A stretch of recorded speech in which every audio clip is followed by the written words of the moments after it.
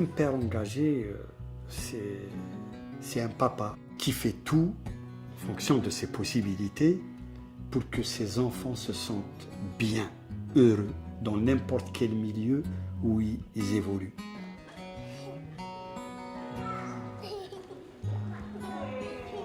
Un père engagé, pour moi, c'est avant tout le fait d'être très présent pour mes filles et de pouvoir justement leur faire découvrir ce monde que j'ai envie de leur faire découvrir.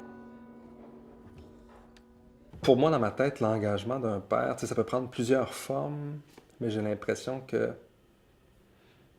ça correspond à la notion de disponibilité.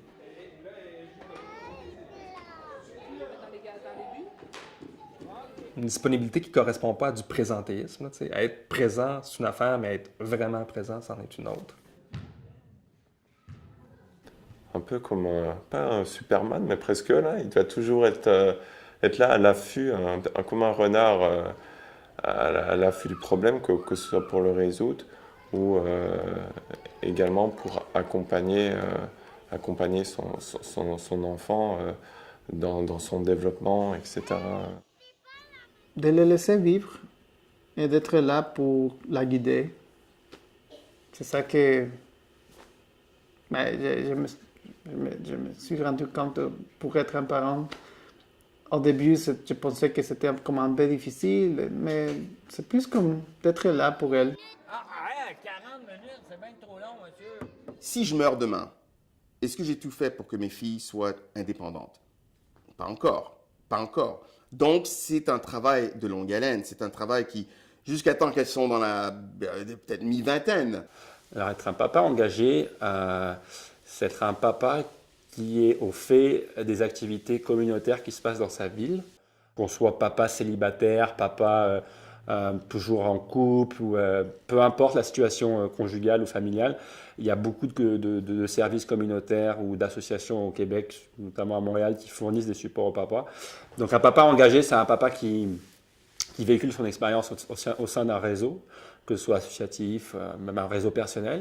Ben, un père engagé, c'est un père qui va prévoir, qui va préparer les choses à l'avance, qui va participer aussi au quotidien dans la mesure qu'il peut le faire, parce qu'il ne peut pas le faire entièrement, qui va supporter la mère quand ça va moins bien. Quelles que soient les difficultés du couple, il faut la chose la plus importante avant de penser à tous aux différents problèmes qu'il y a, il faut voir les enfants. Placer les enfants au centre, après essayer de régler vos problèmes.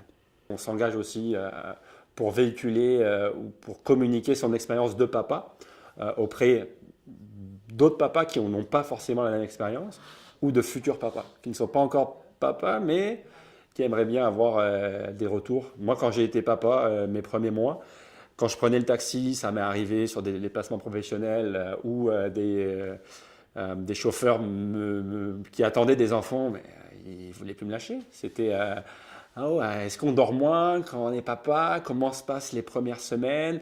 Là, je me dis, mais même à ce niveau-là, c'est juste donner son expérience de papa, puis valoriser cette expérience-là. Mais c'est s'engager. Alors, on peut s'engager officiellement, activement, on peut s'engager de façon totalement aléatoire dans la rue, on peut s'engager avec son enfant en one-on-one. Pour moi, c'est ça, papa engagé.